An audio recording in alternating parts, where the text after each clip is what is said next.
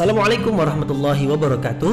Mari klik subscribe di channel ini dan aktifkan tanda loncengnya untuk mendapatkan update pemberitahuan di video berikutnya.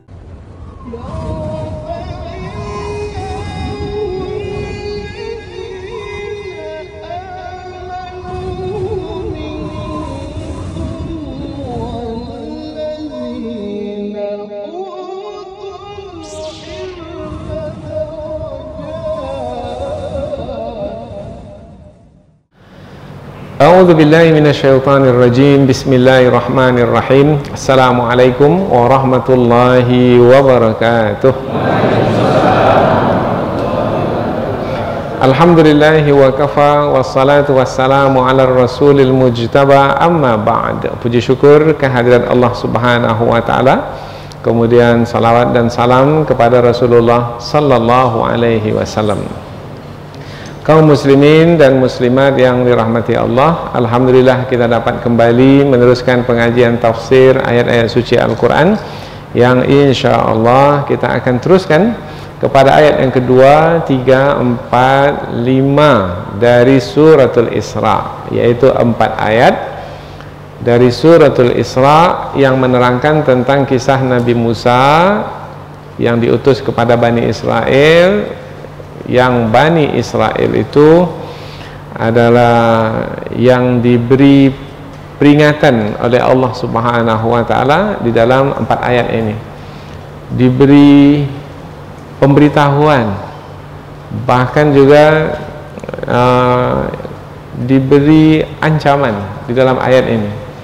Maka menjadi pelajaran bagi kita, karena apabila Allah Subhanahu wa taala menerangkan tentang kisah di dalam Al-Quran, maka kisah itu ada pelajaran di dalamnya.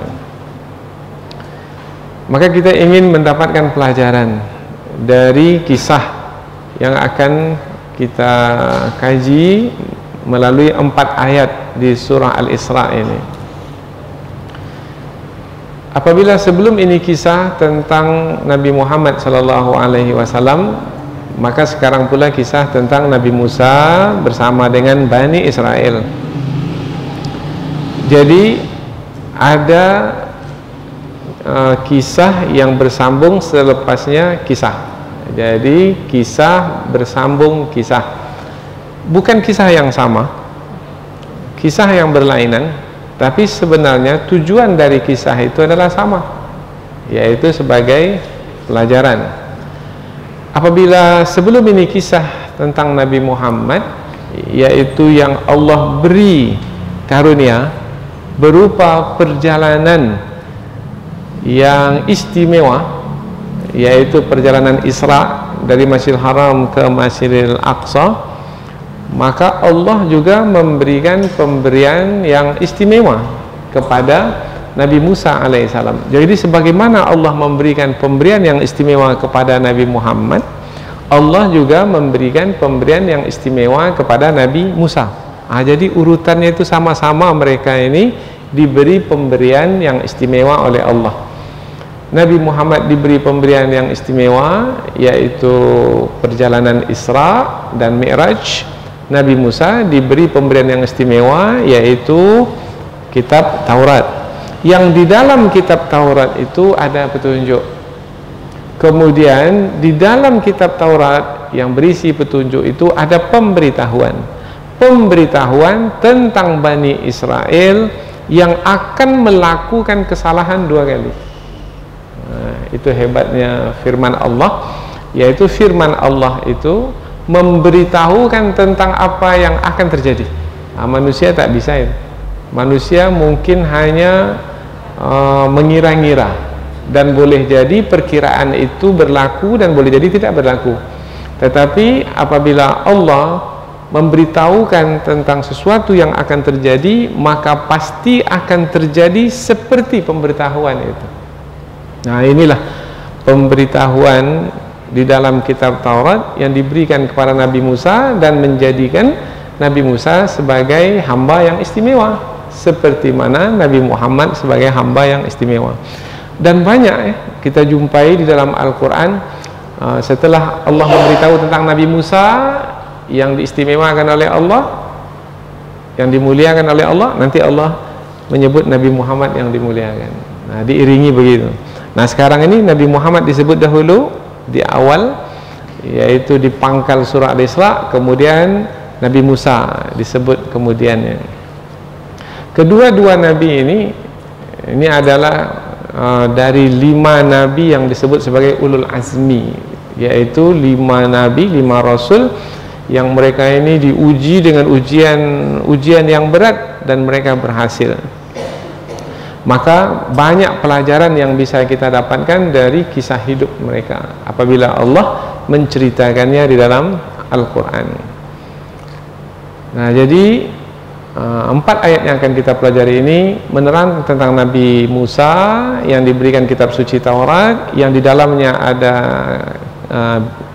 pemberitahuan Allah tentang Bani Israel yang melakukan kerusakan 2 kali. Dan sunnatullah pula, yaitu setiap yang melakukan kerusakan pasti akan dibinasakan, pasti akan dihinakan. Kalau kaitannya dengan perang, pasti akan dikalahkan. Kalau kaitannya dengan kekuatan, pasti akan dilemahkan.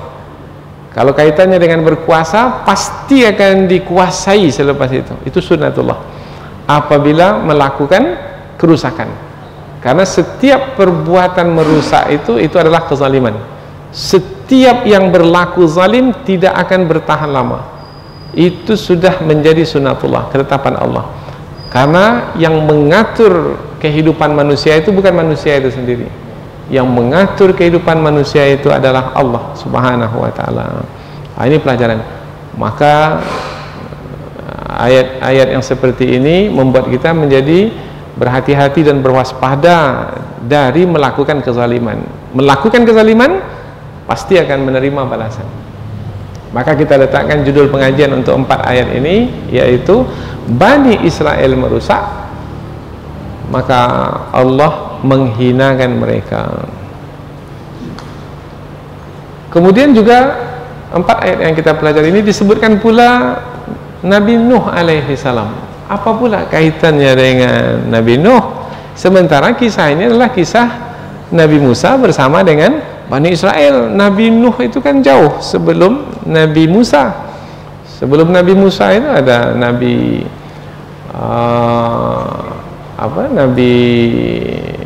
Nabi Yakub, Nabi Ishak, Nabi Ibrahim, ada Nabi Hud, Nabi Saleh, Nabi Idris. Nah, kemudian dikaitkan dengan Nabi Nuh pula. Nah, ini ada penjelasannya juga dari para ulama kita. Insya Allah kita akan bahas dalam kesempatan yang pendek ini. Sebagaimana biasa, sebelum kita ke kajian tafsir, kita akan membaca dan menerjemahkan ayat yang akan kita pelajari. Tujuannya adalah supaya kita dapat pahala ketika kita membacanya. Kemudian yang kedua, supaya kita dekat dengan kandungan ayat, sehingga kita akan lebih menikmati pengajian ini. Allah Subhanahu wa ta'ala berfirman, A'udzubillahi minasyaitonirrajim, Bismillahirrahmanirrahim. Wa atayna Musal kitaba wa ja'alnahu hudan li bani Israila alla tattakhidhu min duni wakila dzurriyyata man hamalna ma'a Nuh innahu kana 'abdan syakura. وَقَضَيْنَا إِلَى بَنِي إِسْرَائِيلَ فِي الْكِتَابِ لَتُفْسِدُنَّ فِي الْأَرْضِ مَرَّتَيْنِ وَلَتَعْلُنَّ عُلُوًّا كَبِيرًا فَإِذَا جَاءَ وَعْدُ أُولَاهُمَا بَعَثْنَا عَلَيْكُمْ عِبَادًا لَنَا أُولِي بَأْسٍ شَدِيدٍ أولي بأس شديد فجاسوا خلال الديار وكان وعدا مفعولا. Allah berfirman, wa ataina, dan kami berikan kepada Musa, Nabi Musa, al-kitabah, kitab suci. Kitab suci apa yang dimaksudkan?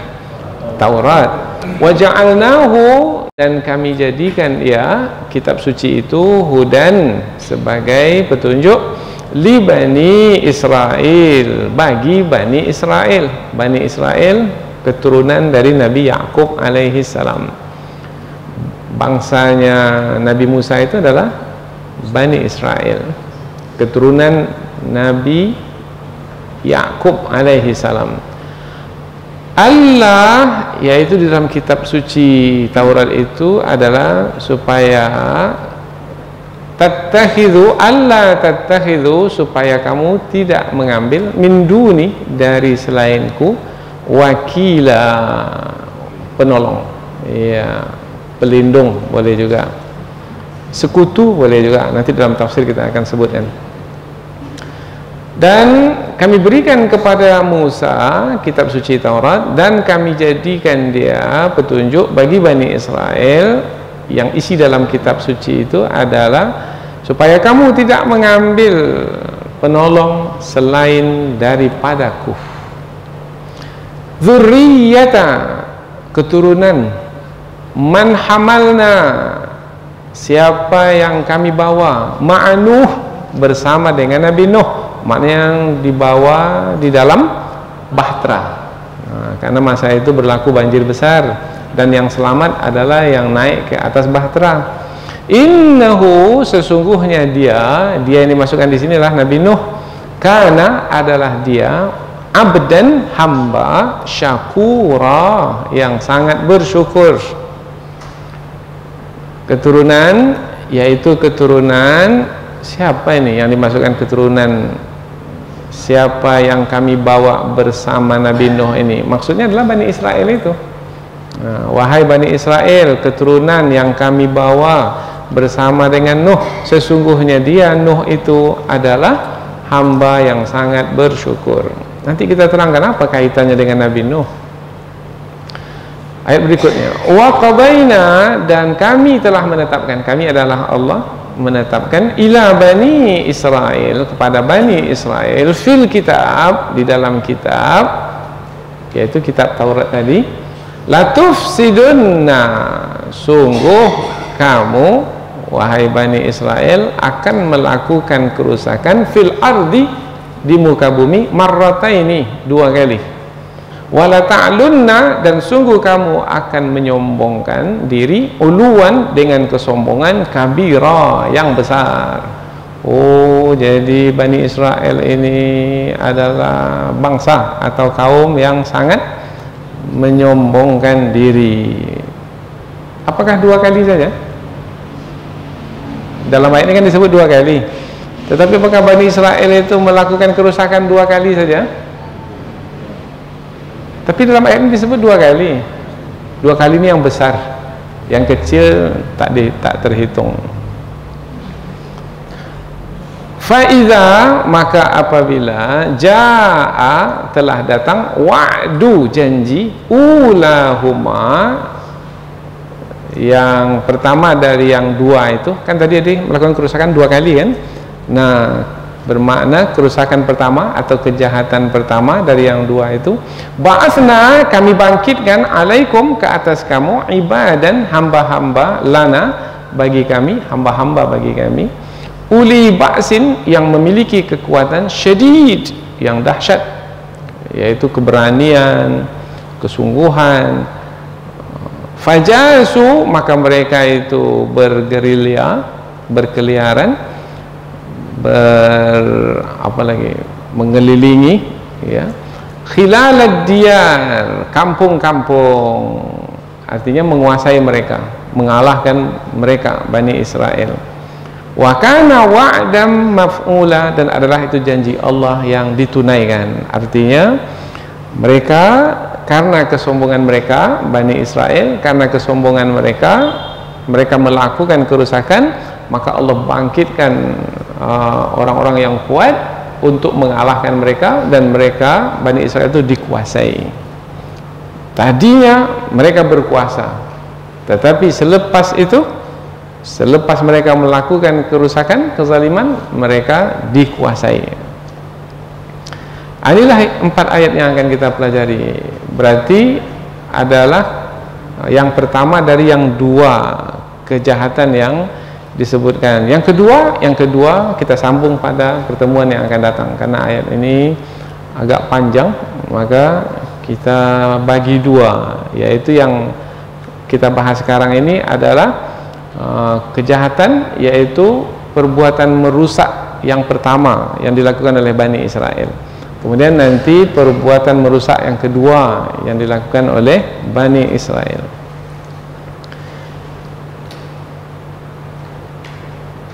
Empat ayat yang kita pelajari ini menerangkan tentang kisah. Nah, Allah Subhanahu wa Ta'ala menyampaikan kisah, tujuannya adalah supaya kita mendapat pelajaran. Nah, apabila baik, contoh, ikuti. Tetapi apabila buruk, maka jauhi. Nah, jadikan dia sebagai sempadan. Kata-kata orang tua kita, baik jadikan teladan, kalau buruk jadikan sempadan. Sempadan batas. Kita tidak akan melakukan yang sama, yaitu apabila yang di dalam ayat ini yang buruk yang disebut, yaitu Bani Israel melakukan kerusakan, maka jangan merusak. Apabila Bani Israel menyombongkan diri, maka jangan menyombongkan diri, karena kesudahan bagi orang yang merusak dan menyombongkan diri itu adalah dikuasai oleh musuh. Kalau sudah dikuasai oleh musuh, kita akan sengsara, kita akan menderita, kita tidak akan memiliki kebebasan lagi, kita tidak mempunyai kemerdekaan lagi. Maka musuh kita lah yang akan menjajah kita. Ini istilah apabila kaitannya dengan negara dengan negara, bangsa dengan bangsa, yang biasa kita dengar pada masa sekarang ini. Kalau dahulu dikuasai, ditawan maknanya dijadikan hamba sahaya, kemudian dipekerjakan, dan mereka tidak punya pilihan lagi. Mereka mesti tunduk dan patuh kepada orang-orang yang menguasai mereka. Nah, itulah nasib apabila melakukan kerusakan, dan itu adalah ketetapan Allah, sunnatullah, Allah yang memberlakukannya. Maka apabila tidak mau dikuasai oleh musuh, jangan sekali-kali melakukan kerusakan, jangan sekali-kali menyombongkan diri, melakukan kezaliman, jangan membuat pelanggaran. Nah, ikuti petunjuk Allah, maka insya Allah akan menjadi orang-orang yang kuat dan senantiasa bermarwah mulia. Kita pindah ke tafsir ayat, yaitu penjelasan yang lebih panjang dari ayat. Tentang kesesuaian atau hubungan ayat ini dengan ayat yang sebelum ini sudah kita terangkan tadi, yaitu setelah Allah menerangkan tentang pemberian yang istimewa kepada Nabi Muhammad, Allah lanjutkan dengan pemberian yang istimewa kepada Nabi Musa alaihi salam. Nah, kepada Nabi Musa di dalam ayat-ayat yang kita pelajari ini adalah kitab suci Taurat, yang diantara isinya adalah pemberitahuan tentang kehidupan yang dijalani oleh Bani Israel. Mestinya Bani Israel apabila telah diberitahukan di dalam kitab suci bahwasanya mereka akan melakukan kerusakan 2 kali, maka mestinya mereka menjaga-jaga, yaitu memelihara diri dengan baik supaya jangan seperti yang disebutkan di dalam kitab suci itu. Tetapi dia kan pasti akan berlaku, maka jangan termasuk kepada orang yang melakukannya. Nah, mungkin disebutkan bahwasanya sebahagian besar mereka melakukan, tetapi ada yang tidak melakukan. Maka jadilah orang yang tidak melakukan perbuatan yang buruk seperti yang disebutkan. Apa kejahatan yang buruk itu, yang disebut sebagai perbuatan merusak itu? Maka di dalam kitab-kitab tafsir kita jumpai, yaitu membunuh para nabi yang diutus. Maka dalam surah Al-Baqarah disebutkan wa yaqtulunal anbiya'a bighairi haq, mereka membunuh para nabi tanpa kebenaran. Kalau membunuh para nabi bermakna membunuh utusan Allah yang menyampaikan kebenaran. Membunuh utusan Allah yang menyampaikan kebenaran itu sama dengan membunuh kebenaran itu sendiri. Nah, itulah kejahatan yang mereka lakukan. Kalau dibawa kepada masa sebelum Rasulullah, siapa nabi yang dibunuh oleh Bani Israel? Bahkan 2 beranak lagi, ayahnya dibunuh, anaknya pun juga dibunuh. Nabi Zakaria alaihissalam dibunuh oleh Bani Israel. Nabi Yahya, anak Nabi Zakaria, juga dibunuh, berhasil dibunuh oleh Bani Israel. Nabi dibunuh. Nah, kalau masa sekarang tak ada lagi nabi, tapi siapa yang dibunuh? Pewaris para nabi dibunuh. Ada kita dengar ulama dibunuh. Jadi berlaku pada masa dahulu kejahatan itu, berlaku juga pada masa sekarang. Tetapi mereka yang melakukan kejahatan itu, akankah selamat dari pembalasan dari Allah? Tidak. Sunnatullah akan diberlakukan, pasti. Pada masa Nabi Muhammad, ada usaha Bani Israel untuk membunuh Rasulullah. Ada. Bahkan ada wanita Yahudi yang meletakkan racun dalam makanan yang akan disantap oleh Rasulullah. Sungguh kejahatan yang, dan ada kaum suku Bani Nadir, Bani Qainuqa yang berperang memerangi Rasulullah sallallahu alaihi wasallam. Nah, maka melalui ayat ini terasa sekali bahwasanya meskipun ini kisah-kisah pada masa dahulu, tetapi terasa relevan atau sesuai juga pada masa kita sekarang ini. Maka kita mendapat pelajaran. Wa ataina Musal kitaba, dan kami berikan kepada Musa kitab suci, yaitu Taurat. Dan kata "dan" yang ada di pangkal ayat ini menerangkan bahwasanya ayat ini berhubungan dengan ayat yang sebelumnya, karena tak mungkin ada kata "dan" tiba-tiba di pangkal ayat begitu saja dan tak ada hubungan dengan sebelumnya. Nah, kata "dan" itu menghubungkan antara ayat yang sebelumnya dengan ayat yang sesudahnya. Oh, berarti waw di sini ataf. Nah, ini bahasa Arabnya lah, atful qissah alal qissah, yaitu menghubungkan, menyambungkan kisah dengan kisah. Dan Al-Quran itu 2/3 dari Al-Quran isinya kisah saja. Hukum itu sedikit sekali di dalam Al-Quran. Yang banyak itu adalah kisah. Dan kami berikan kepada Musa kitab suci Taurat, wa ja'alnahu, dan kami jadikan kitab Taurat itu hudan li Bani Israel. Hudan, petunjuk. Petunjuk itu maknanya adalah yang menyampaikan ketujuan kalau diikuti. Itu makna petunjuk. Petunjuk maknanya adalah yang menyampaikan ketujuan kalau diikuti. Umpamanya kalau kita melakukan perjalanan, kemana kita melakukan perjalanan? Tujuan kita kemana? Ke Padang.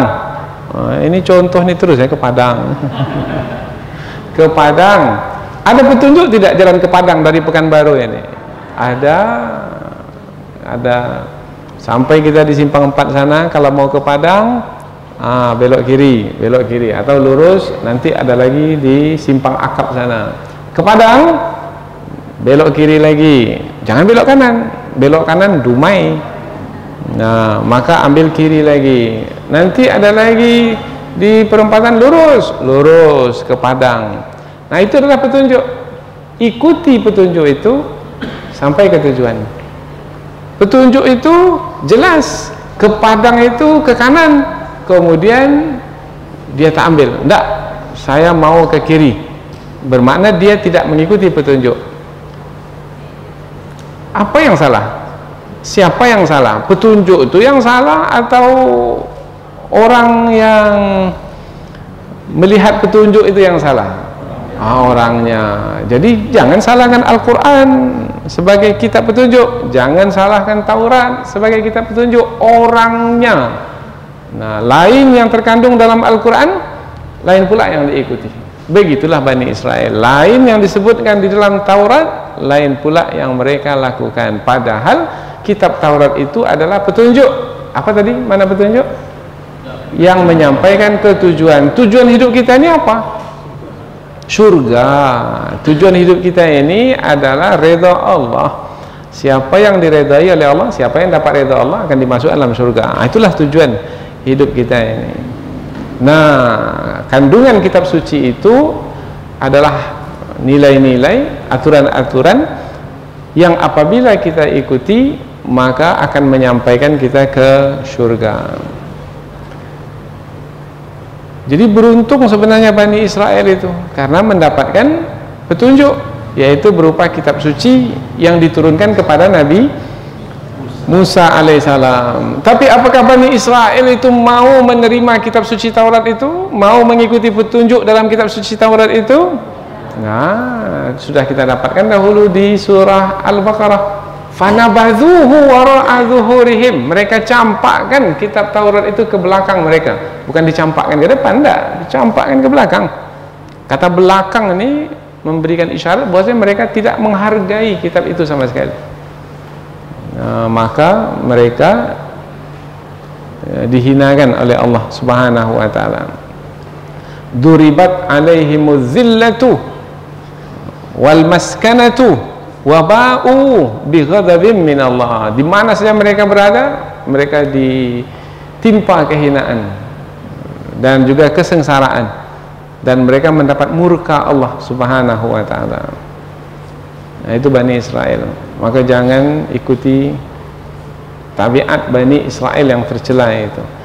Apa isi kandungan kitab suci itu? Alla tattakhidhu min duni wakila. Ini adalah yang paling pokok, yang paling utama yang terkandung dalam kitab suci itu, yaitu jangan kamu sekali-kali mengambil penolong selain dariku.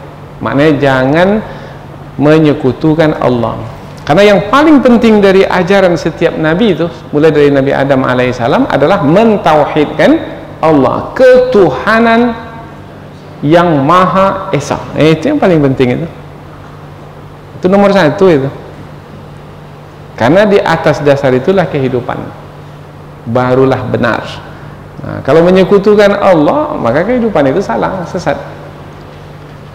Maka setiap Rasul itu ketika menyampaikan dakwah, alla ta'budu illa iyyahu. Jangan kamu menyembah selain Allah Subhanahu wa taala. Tidak ada yang patut disembah dengan kebenaran kecuali Allah. La ilaha illallah. Itu dia nilai hidup. Di atas nilai itulah kita hidup, dan kita juga ingin di atas nilai itu kita mati. Barang siapa yang mati dapat mengucapkan la ilaha illallah, maka dakhalal jannah, maka dia niscaya masuk ke dalam syurga. Ayat berikutnya, dzurriyyata man hamalna ma'anu, keturunan yang kami bawa bersama dengan Nuh. Maknanya yang kami selamatkan bersama dengan Nabi Nuh, yaitu yang dibawa oleh kapal besar yang dibuat oleh Nabi Nuh alaihi salam. Berlaku banjir, kapal itu pun berlayar, maka siapa yang berada dalam kapal selamat, siapa yang berada di luar kapal yang tak mau ikut, tenggelam.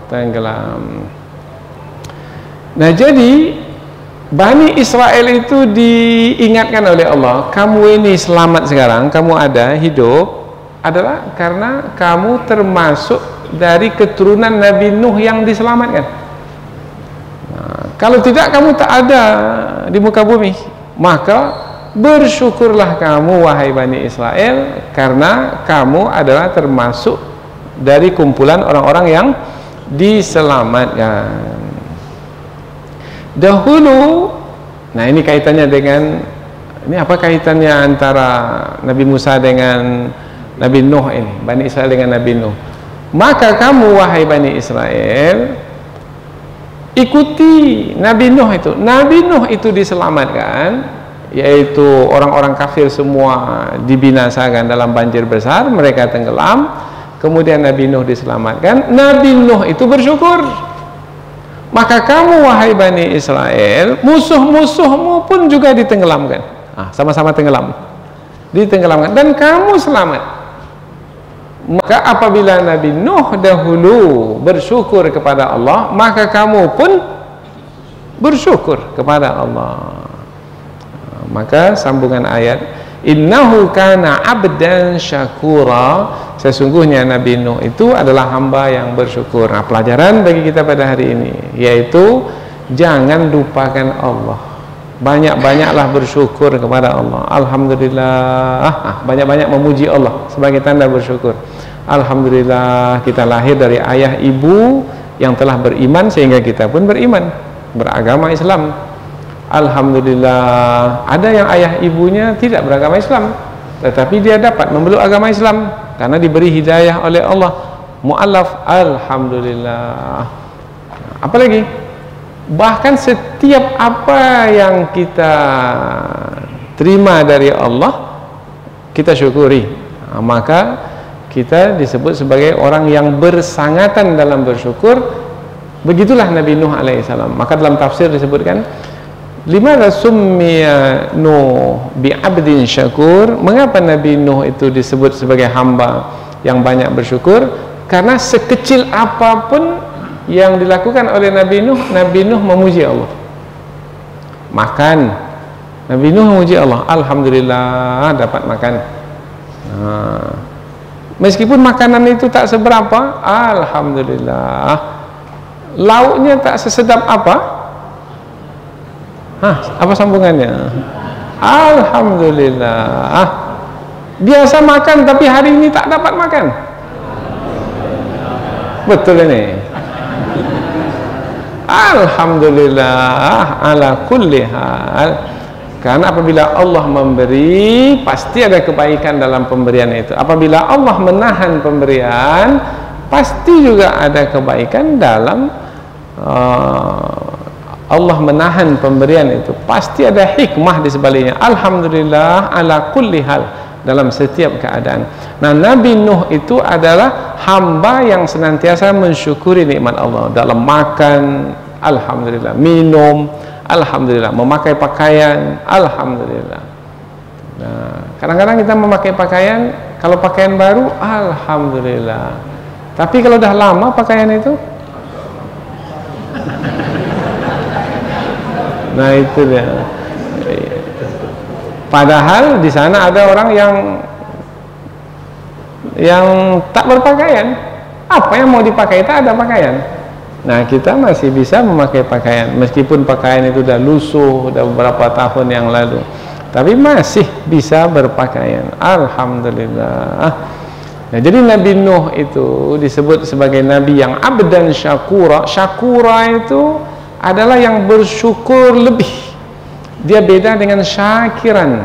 Kalau syakiran bersyukur biasa, tetapi kalau syakura itu bersyukur bersangatan atau lebih banyak bersyukur. Nah, alhamdulillah. Sedikit saja pemberian Allah itu. Mungkin orang lain lalai dari pemberian yang seperti itu, tetapi yang sangat bersyukur itu sedikit pun alhamdulillah. Alhamdulillah. Sekarang berapa umur kita? Sahabat kita yang seumur dengan kita masih hidup? Sudah meninggal dunia? Alhamdulillah saya masih hidup. Allah masih beri peluang saya untuk beramal. Kemudian sahabat yang seumur dengan kita, kemudian keadaan tubuhnya berbanding dengan kita, oh dah sakit-sakit, alhamdulillah saya masih diberi kesehatan oleh Allah. Sahabat kita pendengarannya dah kurang, penglihatannya pun dah kurang, kita masih terang, alhamdulillah. Jadi banyak sekali ketika kita melihat diri kita dan apa saja yang berlaku yang kita jalani dalam hidup kita, banyak sekali kita kembalikan kepada Allah dengan memujinya, alhamdulillah, maka disebut sebagai abdan syakura. Allah mengingatkan Bani Israel, wahai Bani Israel, semestinya kamu juga banyak mensyukuri nikmat Allah.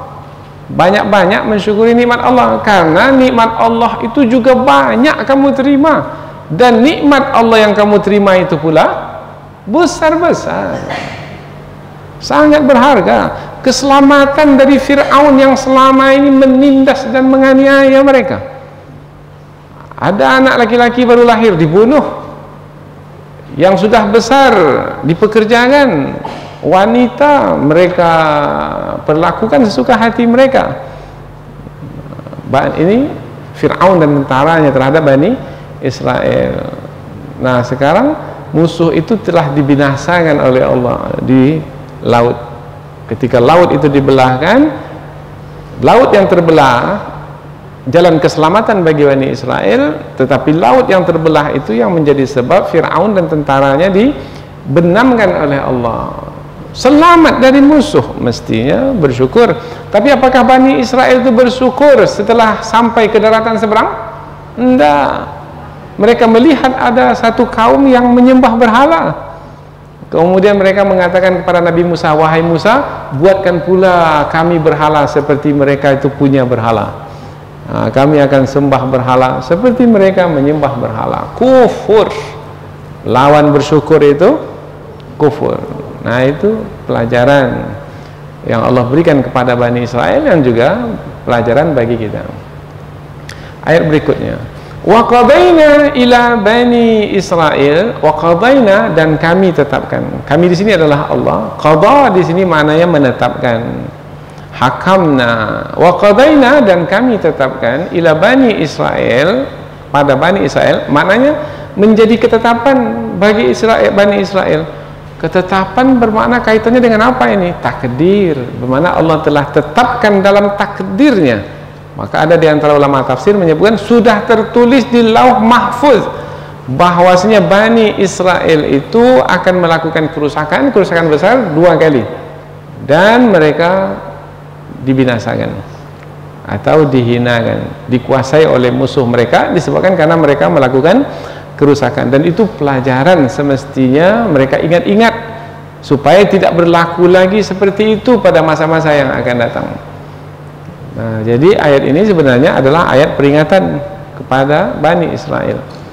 Dan kami tetapkan kepada Bani Israel fil kitab, di dalam kitab Taurat. Jadi yang Allah takdirkan itu, yaitu tentang Bani Israel yang melakukan kerusakan 2 kali itu Allah tetapkan di dalam kitab Taurat. Jadi mereka membaca kitab Taurat, mereka tahu, oh ini yang akan berlaku ke atas kami, karena ada pemberitahuan.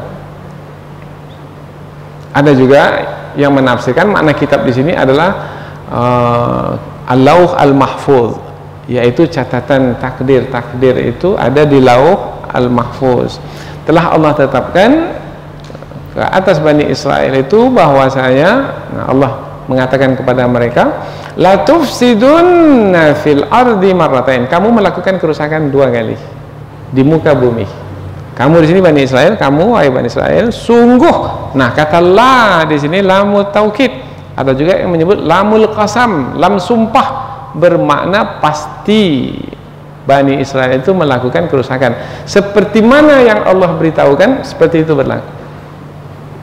Berlaku Bani Israel itu melakukan kerusakan? Ya. Kapan? Nah, kapan inilah yang dibahas oleh ulama tafsir. Kalau disebut 2 kali tadi, kapan dan kapan? Maka ulama tafsir berbeda pendapat.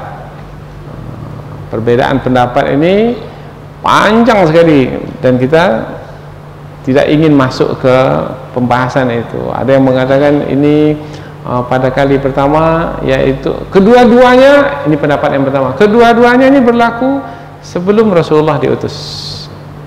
Nah, dahulu berlaku yaitu pada masa Jalut, kemudian berlaku itu pada masa Nabi Daud alaihissalam, kemudian berlaku lagi pada masa Nabi Zakaria dan Nabi Yahya. Nah, ulama berbeda pendapat. Ada lagi yang mengatakan enggak, ini satu sebelum Rasulullah dan satu lagi pada masa Rasulullah.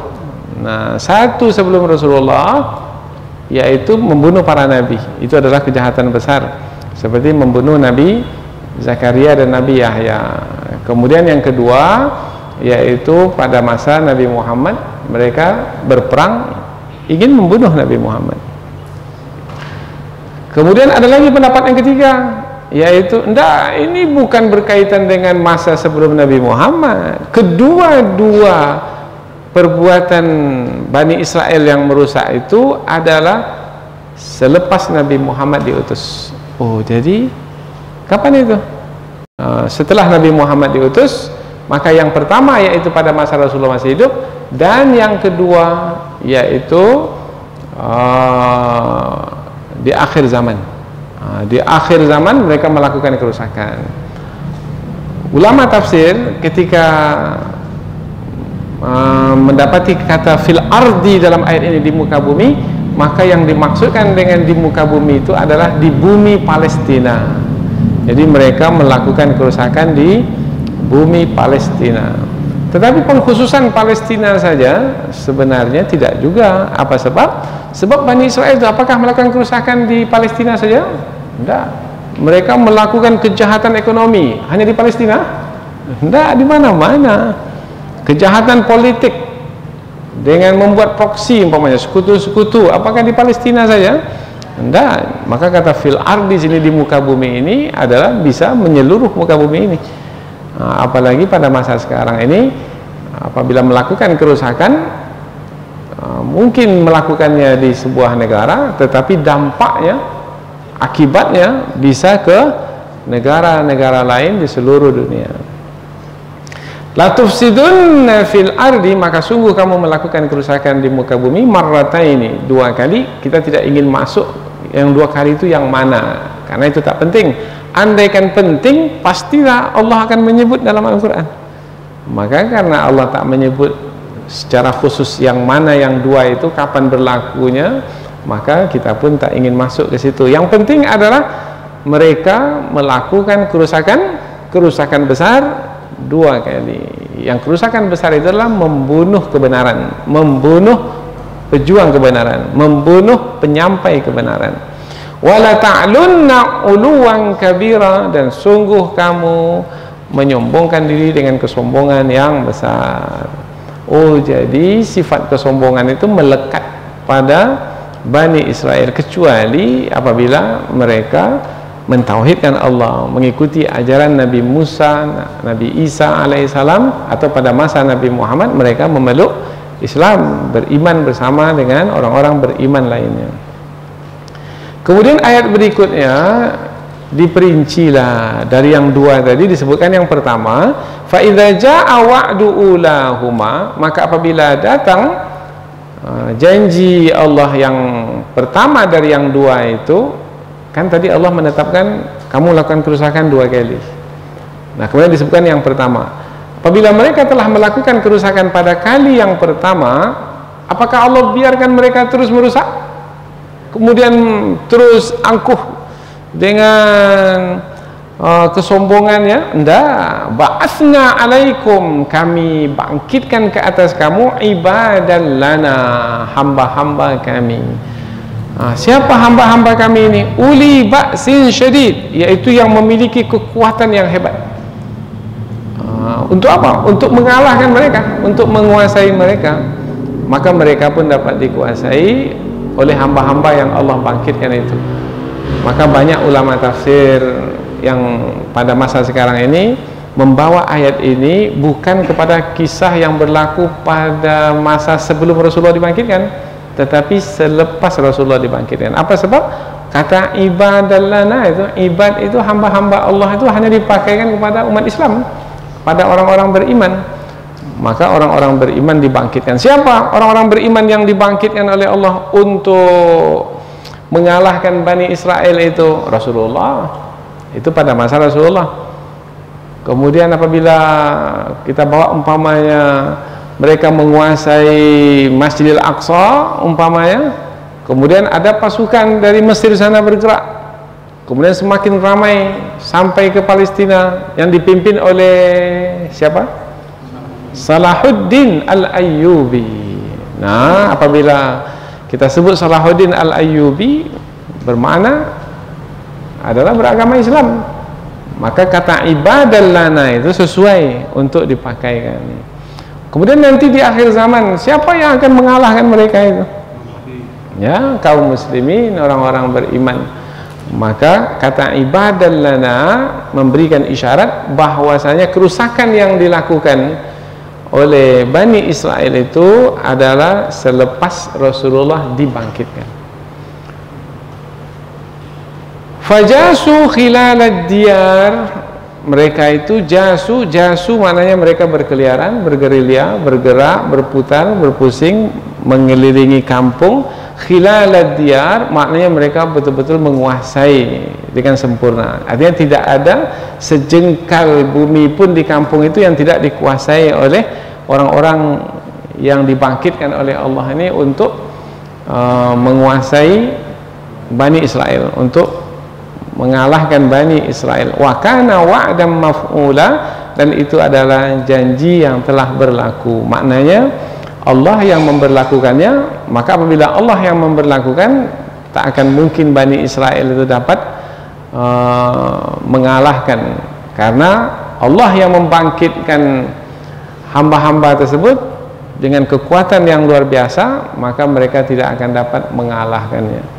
Nah, ini pelajaran, yaitu sebenarnya yang mengatur kehidupan manusia itu adalah Allah Subhanahu wa taala. Maka kalau ada yang mengatakan, wah kita ini punya pasukan hebat, kuat, jumlah kita ramai, kekuatan politik kita yang pegang, ekonomi, harta kekayaan banyak yang kita miliki, orang ini tertipu karena menyangka bahwasanya mereka itu menganggap bahwasanya mereka yang menguasai kehidupan ini. Siapa manusia itu? Yang menguasai kehidupan ini adalah Allah. Wabah COVID-19 ini aja lah contoh dekatnya. Mana ada manusia yang mampu untuk, tak ada. Bahkan siapa yang menyombongkan ini, dia pula yang kena rupanya. Nah, dia tak berdaya dan dia tidak bisa berbuat apa-apa. Nah, ini menunjukkan ketidakberdayaan kita. Dan semestinya dalam keadaan seperti ini mengakui kemahakuasaan Allah Subhanahu wa taala. Ini kejahatan pertama Bani Israel yang disebutkan dalam Al-Quran. Yang kejahatan itu Allah tak biarkan. Ini yang penting. Allah tidak biarkan mereka terus senantiasa melakukan kejahatan dan merajalela di mana-mana melakukan kejahatan. Tidak, Allah berhentikan. Bagaimana cara Allah memberhentikan? Nah, biasanya dalam kisah sebelum ini yang kita jumpai, Allah memberhentikan dengan taufan, Allah berhentikan dengan banjir besar, Allah berhentikan dengan penyakit umpamanya, Allah berhentikan dengan halilintar dari langit. Tapi dalam ayat ini Allah berhentikan kejahatan mereka itu dengan membangkitkan manusia yang sama seperti mereka, tapi manusia yang dibangkitkan itu Allah beri kekuatan yang lebih dari mereka dan punya keberanian dan dapat mengalahkan mereka. Jadi rupanya yang mengatur alam semesta ini adalah Allah. Maka tak ada alasan untuk menyombongkan diri. Jadi kalau masih ada juga yang menyombongkan diri, apa kita sebut kepada orang yang seperti itu? Tak tahu diri. Tapi itu masih lembut lah, tak tahu diri. Kalau masih menyombongkan diri juga, sudahlah, tunggu aja lah ketetapan Allah Ta'ala. Tapi sebenarnya orang yang tetap juga menyombongkan diri, padahal sebenarnya yang berkuasa ke atas kehidupan manusia itu dan alam semesta ini adalah Allah, maka orang yang tetap juga menyombongkan diri itu disebut orang yang dungu. Apa dungu itu?